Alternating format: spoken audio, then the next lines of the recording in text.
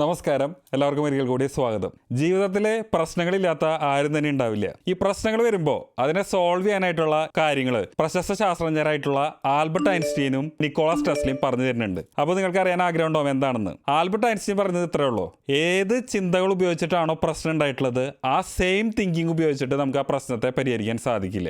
Nicholas Tesla പറയുന്നത് പ്രപഞ്ചത്തിന്റെ രഹസ്യം മനസ്സിലാക്കണമെങ്കിൽ think everything in terms of energy, vibration, frequency. അപ്പോൾ ഈ പ്രശ്നങ്ങൾ ഈ ജോസഫ് മർഫിയുടെ the power of your subconscious mind എന്ന് പറയുന്ന പുസ്തകത്തിലെ കുറച്ച് ജീവിതാനുഭവങ്ങളും പിന്നെ എൻ്റെ സ്വന്തം ജീവിതാനുഭവം വെച്ചിട്ടാണ് ഞാൻ പറയാൻ പോകുന്നത്. അപ്പോൾ ഇതുപോലുള്ള വീഡിയോസ് നിങ്ങൾക്ക് ഇഷ്ടമാണെങ്കിൽ ഈ ചാനൽ സബ്സ്ക്രൈബ് ചെയ്യുന്ന കാര്യം പരിഗണിക്കുക. ഞാനപ്പോൾ ഈ ശാസ്ത്രജ്ഞന്മാരുടെ ആ കാര്യങ്ങൾ പറഞ്ഞു തന്നു. ഇനി നമുക്ക് വളരെ ഇൻട്രസ്റ്റിംഗ് ആയിട്ടുള്ള ആ ജീവിതാനുഭവങ്ങൾ എന്തൊക്കെയാണെന്ന് നമുക്ക് നോക്കാം. Power of your subconscious mind എന്ന് പറയുന്ന പുസ്തകത്തിൽ പറയുന്ന വളരെ രസകരമായിട്ടുള്ള ഒരു ജീവിതാനുഭവം ഉണ്ട്. ഡോക്ടർ ലോദർ വോൺ ബ്ലാങ്ക് ഷ്മിത്ത് എന്ന് പറയുന്ന ഒരു ഇലക്ട്രോണിക്സ് എഞ്ചിനീയറുടെ ഒരു ജീവിതാനുഭവമാണ്. ഈ ലോകമഹായുദ്ധം രണ്ടാമത്തെ ആ ഒരു ഘട്ടത്തിൽ അദ്ദേഹത്തിനെ ഈ സോവിയറ്റ് യൂണിയൻ, ഇന്നത്തെ റഷ്യയിൽ, അദ്ദേഹത്തെ തടവുകാരനായിട്ട് അവിടെ കൊണ്ടാക്കി. അപ്പോൾ അവിടെ ഈ പറയുന്ന ഒരു കൽക്കരി ഖനിയിലായിരുന്നു അദ്ദേഹത്തെ തടങ്കലിലാക്കിയിരുന്നത്. ഇദ്ദേഹത്തിൻ്റെ ഫാമിലിയെ മൊത്തത്തിൽ ഈ റഷ്യൻ ആൾക്കാർ കൊന്നു.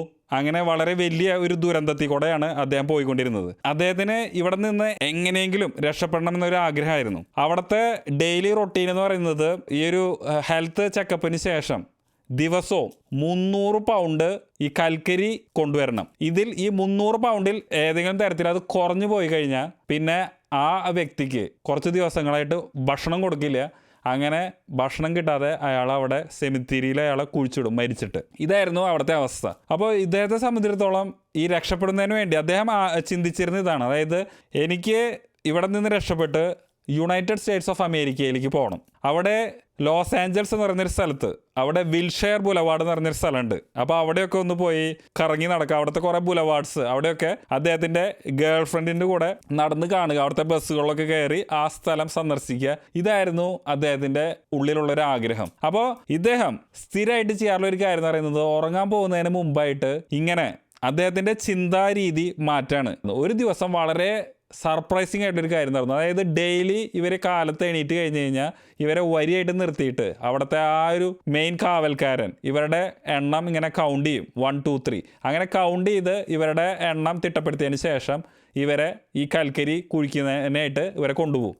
അങ്ങനെ എന്നിട്ട് പിന്നെ രാത്രിയാണ് അവർ തിരിച്ചു കൊണ്ടുവരിക. ഒരു ദിവസം എന്താ സംഭവിച്ചതെന്ന് വെച്ച് കഴിഞ്ഞാൽ ഇങ്ങനെ ഈ ഓരോ ആൾക്കാരുടെയും കൗണ്ട് ഇങ്ങനെ ചെയ്യാണ് 1 2 3. അങ്ങനെ ഇയാളുടെ നമ്പർ എന്ന് പറയുന്നത് 17 ആയിരുന്നു, 17. അപ്പോൾ 17 എന്നുള്ള നമ്പർ വിളിച്ച സമയത്ത് ഇയാൾ അവിടെ മാറി നിന്നു. ആ സമയത്ത് ഈ കാവൽക്കാരന് പെട്ടെന്ന് എന്തോ ഒരു കാര്യത്തിന് വേണ്ടിയിട്ട് അയാൾക്ക് ഒന്ന് പോകേണ്ട വന്നു. അതിനുശേഷം ഇയാൾ തിരിച്ചു വന്നു. ഈ കാവൽക്കാരൻ തിരിച്ചു വന്ന് പിന്നെ 17ലാണ് നിർത്തിയത്. പക്ഷെ ആ 17 എന്ന് പറയുന്നത് പിന്നെ അയാൾ കൗണ്ട് ചെയ്തപ്പോൾ ഈ പറയുന്ന ശാസ്ത്രജ്ഞന്റെ തൊട്ടടുത്തുള്ള ആളെയാണ് വിളിച്ചത് 17 എന്ന് പറഞ്ഞിട്ട്. എന്നിട്ട് അവിടെ നിന്നാണ് കൗണ്ടിങ് സ്റ്റാർട്ട് ചെയ്തത്. അപ്പോൾ ഇതിന്റെ അർത്ഥം എന്ന് പറഞ്ഞു കഴിഞ്ഞാൽ ഇപ്പോൾ അവിടെ അയാൾ കൗണ്ട് ചെയ്ത ആൾക്കാർ എത്രയുണ്ടോ അത്രയും തന്നെ ആൾക്കാർ ആ അന്നത്തെ ദിവസം പോയി തിരിച്ചു വരും. കാരണം ഇയാളുടെ അതിൽ കൗണ്ട് ചെയ്യാത്ത കാരണം കൊണ്ട് ഇയാൾ മിസ്സിംഗ് ലിസ്റ്റിൽ വരില്ല. ഇയാൾ അന്നേ ദിവസം തന്നെ അവിടെ നിന്ന് ചാടിപ്പോവാനായിട്ട് ശ്രമിച്ചു. അങ്ങനെ 24 മണിക്കൂറോളം അദ്ദേഹം ആ വഴി കൂടെ കുറേ അധികം അലഞ്ഞ് തിരിഞ്ഞ് നടന്ന്. അപ്പോൾ അവിടെ ഭക്ഷണം കഴിക്കാൻ വേണ്ടി മീനുകളും അതുപോലെ തന്നെ വൈൽഡ് ലൈഫ്, വന്യമൃഗങ്ങളെ വേട്ടയാടിയിട്ടാണ് ഇയാൾ കുറച്ചു കാലം ജീവിച്ചത്. പിന്നെ അയർലാൻഡിൽ കൂടെ പോകുന്ന ഒരു കൽക്കരി ട്രെയിൻ, അദ്ദേഹം അതിൽ കയറി അയർലാൻഡിലെത്തി. അതിനുശേഷം അയർലാൻഡിൽ നിന്ന് അദ്ദേഹം സ്വിറ്റ്സർലാൻഡിലെ ലുസേൺ എന്ന് പറയുന്നൊരു സ്ഥലത്തേക്ക് എത്തി. ഇവിടെ സ്വിറ്റ്സർലാൻഡിലെത്തിയപ്പോൾ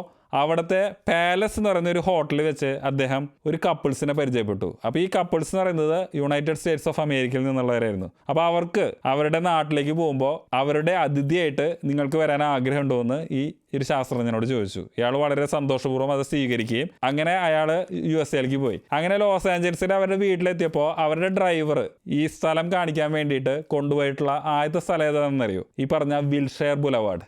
അതായിരുന്നു അദ്ദേഹം ഇമാജിൻ ചെയ്യാറുള്ള ആ ഒരു സിറ്റി എന്ന് പറയുന്നത്, വിൽഷെയർ ബുലവാർഡ്. അപ്പോൾ ഇവിടെ ഈ പറയുന്ന വളരെ ബുദ്ധിമുട്ടുള്ള ഒരു സിറ്റുവേഷനിൽ നിന്ന് അയാളുടെ ബുദ്ധിമുട്ടിനെ റിക്കവർ ചെയ്തത് എങ്ങനെയാണ്? അദ്ദേഹത്തിന്റെ തിങ്കിങ്, ആ ഒരു പ്രോബ്ലം ഉണ്ടായിട്ടുള്ള തിങ്കിങ് എങ്ങനെയായിരുന്നു? ആ ഒരു തിങ്കിങ്ങിൽ നിന്നും മാറിയിട്ടാണ് അയാൾ തിങ്ക് ചെയ്തത്. അപ്പോൾ ആൽബർട്ട് ഐൻസ്റ്റീൻ പറഞ്ഞ ആ കാര്യം സംഭവം സത്യമാണെന്ന് മനസ്സിലായി. അതുപോലെ തന്നെ ഇനിയിപ്പോൾ നിക്കോളാസ് ടെസ്ല പറയുന്ന കാര്യം എടുത്ത് നോക്കുക: everything in terms of energy, vibration, frequency. അദ്ദേഹം രാത്രി കിടന്നുറങ്ങാൻ പോകുന്നതിന് മുമ്പായിട്ട് തിങ്ക് ചെയ്തിരുന്ന എന്തായിരുന്നു? അദ്ദേഹത്തിന്റെ വൈബ്രേഷൻ മാറ്റിയിട്ടുള്ളത്. അതായത് അദ്ദേഹം വളരെ സ്വതന്ത്രനായിട്ട് ലോസ് ആഞ്ചൽസിലത്തെ ഓരോ സ്ഥലങ്ങളിൽ കൂടെ നടന്നു പോകുന്നതും ബസ്സിൽ കൂടെ യാത്ര ചെയ്യുന്നതായിട്ടുള്ള ആ ഒരു ഡിഫറൻ്റ് ആയിട്ടുള്ളൊരു എനർജി അല്ലെങ്കിൽ ഒരു വൈബ്രേഷനാണ് അദ്ദേഹം ചിന്തിച്ചിരുന്നത്. അതിൻ്റെ ഭാഗമായിട്ട് അദ്ദേഹത്തിന് അതിനുള്ളൊരു അവസരം വന്നു. അത് കിട്ടിയ ഉടനെ തന്നെ അത് അയാൾ മുതലാക്കി, ആൾ രക്ഷപ്പെട്ടു. ഇത് വളരെ ഇൻട്രസ്റ്റിംഗ് ആയിട്ടുള്ള, വിശ്വസിക്കാൻ പറ്റാത്ത അത്രയും അത്ഭുതകരമായിട്ടുള്ളൊരു സ്റ്റോറിയാണ്. നമ്മുടെ സബ് കോൺഷ്യസ് മൈൻഡ് ഉപയോഗിച്ചിട്ടാണ് അദ്ദേഹത്തിന്റെ ജീവിതത്തിൽ വലിയൊരു പ്രതിസന്ധി അദ്ദേഹം തരണം ചെയ്തത്. ഇനി പറയാൻ പോകുന്നത് വളരെ രസകരമായിട്ടുള്ള മറ്റൊരു കഥയാണ്. ഇതൊരു മെഡിക്കൽ സ്റ്റുഡൻറ്റിൻ്റെ ഒരു സ്റ്റോറിയാണ്. അപ്പോൾ ഈ ഒരു മെഡിക്കൽ സ്റ്റുഡൻറ്റ്, ഇദ്ദേഹത്തിൻ്റെ പ്രശ്നം എന്ന് പറയുന്നത്, അദ്ദേഹം ആ ഒരു ക്ലാസ്സിലെ വലിയ ബ്രില്യൻ സ്റ്റുഡൻ്റ് ആണ്. പക്ഷേ ഇദ്ദേഹത്തിന് ഒരു പ്രശ്നമുണ്ട്. പെട്ടെന്ന് ഇങ്ങനെ ഓർമ്മ പോകുന്നൊരു പരിപാടി ഉണ്ട്. അതായത് പറയുന്ന പരീക്ഷയാണെങ്കിലും അല്ലെങ്കിൽ എഴുതുന്ന പരീക്ഷയാണെങ്കിലും പെട്ടെന്ന് ആ മൊമെന്റിൽ അത് മറന്നുപോകും. അയാൾക്ക് അതിന്റെ ആൻസർ അറിയാം, പക്ഷെ ആ പരീക്ഷ എഴുതുന്ന സമയത്ത് അയാൾക്ക് അത് മറന്നുപോകും. ഇങ്ങനെ ഒരു പ്രശ്നം ഉണ്ടായിരുന്നു. അപ്പോൾ ഇദ്ദേഹം ഈ ജോസഫ് മർഫിയോട് ഈ ഒരു പ്രശ്നത്തെ കുറിച്ച് സംസാരിച്ചപ്പോൾ ജോസഫ് മർഫി അയാൾക്ക് ഒരു ഐഡിയ പറഞ്ഞു കൊടുത്തു. അതായത് നമ്മുടെ ഉപബോധ മനസ്സിന്റെ ശക്തി ഉപയോഗിച്ച് ഇതെങ്ങനെ നമുക്ക് റിസോൾവ് ചെയ്യാം. അപ്പോൾ ഈ മെഡിക്കൽ സ്റ്റുഡന്റ് എല്ലാ ദിവസവും കിടന്നുറങ്ങാൻ പോകുന്നതിന് മുമ്പായിട്ട് അയാൾ ഇമാജിൻ ചെയ്യാണ് അയാളുടെ അമ്മ അവനെ കൺഗ്രാജുലേറ്റ് ചെയ്തിട്ട് കത്തെഴുതിയിരിക്കുക. കാരണം അവൻ്റെ പരീക്ഷ പാസ്സായി, അങ്ങനെ ഒരു മെഡിക്കൽ പ്രൊഫഷനിലേക്ക് കടക്കാണ്. അപ്പോൾ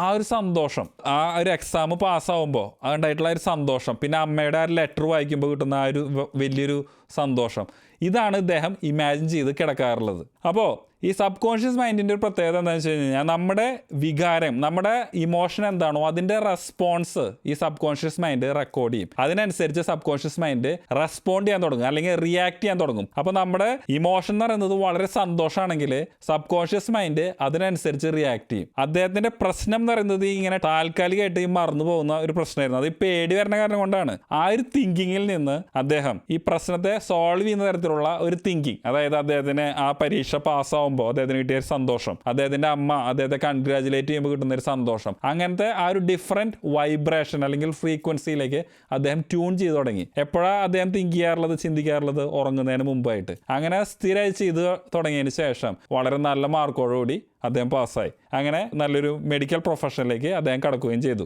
ഇനി പറയാൻ പോകുന്നത് ജോസഫ് മർഫിയുടെ ഒരു സുഹൃത്തായിട്ടുള്ള ഒരു സൈക്കോളജിസ്റ്റിന്റെ ഒരു ജീവിതാനുഭവമാണ്. ഇദ്ദേഹത്തിന്റെ ലങ്സ് അത് എക്സ്റേ എടുത്ത് നോക്കിയപ്പോൾ ഡോക്ടേഴ്സ് കണ്ടുപിടിച്ചത് ട്യൂബർകുലോസിസ് എന്ന് പറഞ്ഞൊരു അസുഖം ഉണ്ട് എന്നുള്ളതാണ്. ഇന്ന് കാലത്ത് ഇത് ശുശ്രൂഷിക്കാൻ പറ്റുന്ന ഒരു അസുഖമാണ്. പക്ഷേ അന്ന് കാലത്ത് ഈ പറയുന്ന ട്യൂബർകുലോസിസ് എന്ന് പറയുന്നത് വലിയൊരു മാരക രോഗമായിരുന്നു. അതിനുള്ള മരുന്നൊന്നും കണ്ടുപിടിച്ചിട്ടുണ്ടായിരുന്നില്ല. അപ്പോൾ ഈ ഒരു വ്യക്തി ഈ ഒരു അസുഖം വന്നിട്ട് മരിച്ചു പോവും എന്നുള്ളൊരു അവസ്ഥയിലായി. അപ്പോൾ ഇദ്ദേഹത്തിൻ്റെ ചിന്തകൾ എന്ന് പറയുന്നത് അദ്ദേഹം മാറ്റി തുടങ്ങി. അതായത് അദ്ദേഹം കിടന്നുറങ്ങാൻ പോകുന്നതിന് മുമ്പായിട്ട് അദ്ദേഹം പറയാറുള്ളത് ഇങ്ങനെയാണ്: എൻ്റെ ലങ്സിലെ ഓരോ കോശങ്ങളും നാഡീഞരമ്പുകളെല്ലാം തന്നെ വളരെയധികം ശുദ്ധവും അതുപോലെ തന്നെ പൂർണ്ണമായും ആരോഗ്യമുള്ളതുമാണ്. അത് കാരണം കൊണ്ട് എൻ്റെ ശരീരം പൂർണ്ണമായും ആരോഗ്യത്തിലേക്കും നല്ല ക്രമത്തിലേക്കും വന്നിരിക്കുന്നു. ഞാൻ പൂർണ്ണ ആരോഗ്യവാനായിരിക്കുന്നു. ഞാൻ വളരെ സന്തോഷവാനാണ്. ഈ തരത്തിൽ ഉള്ള ഒരു അഫർമേഷൻ അല്ലെങ്കിൽ സ്ഥിരീകരണമാണ് ഇദ്ദേഹം സ്ഥിരമായിട്ട് കിടന്നുറങ്ങുന്നതിന് മുമ്പായിട്ട് പറയാറുള്ളത്. അപ്പോൾ ഇവിടെ സബ് കോൺഷ്യസ് മൈൻഡിൻ്റെ ശക്തി